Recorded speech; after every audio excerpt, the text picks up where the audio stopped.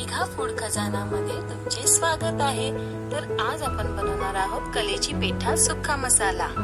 चला तर मग आपण सुरुवात करूया। सर्वप्रथम मी कढई घेतली आहे, त्यामध्ये 2 चमचे तेल ऍड केले आहेत मी। त्यामध्ये आपण टाकणार आहोत तेजपत्ता, काळी मिरी, दालचिनी आणि थोडेसं दगडफूल। हे मसाला पूर्णपणे तडतडू द्यावा। त्यानंतर मी 3 मोठे कांदे बारीक चिरलेले आहेत, ते आपण यामध्ये ऍड करणार आहोत।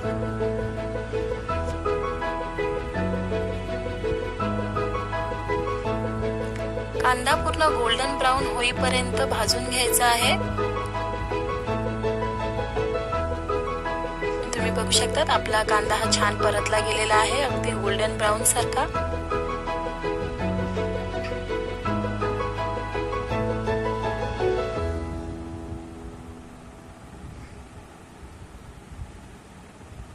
त्यामध्ये मी आता 2 टोमॅटो बारीक चिरलेले कापलेले ऍड करत आहे।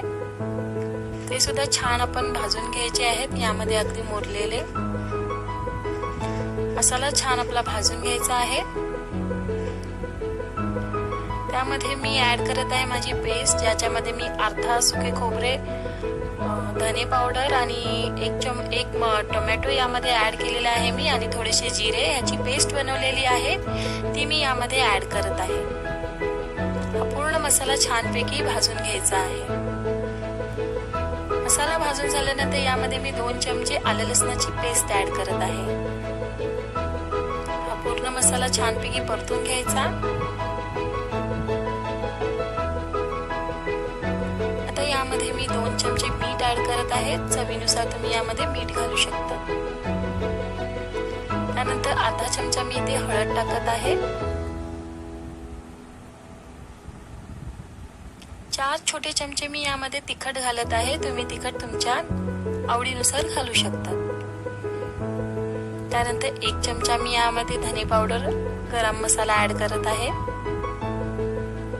आणि काश्मीरी रेड चिली पावडर यामध्ये मी ऍड करत आहे, जेणेकरून आपला मसाला हा छान रंग देईल।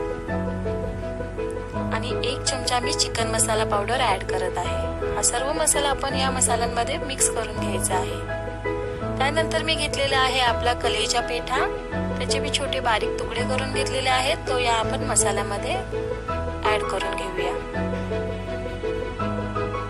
ह्याला पूर्ण मध्ये मसाला लागेल असं आपण यामध्ये मिक्स करून घ्यायचं आहे। त्यामध्ये मी थोडेसे 2 कप पाणी घालत आहे, आणि हे पुन्हा मिक्स करून घ्यायचं आहे, आणि 30 मिनिटांसाठी याला वाफ येऊ द्यायची आहे। 30 मिनिटांनंतर तुम्ही बघू शकता आपला कलेचा पेठा रेडी आहे।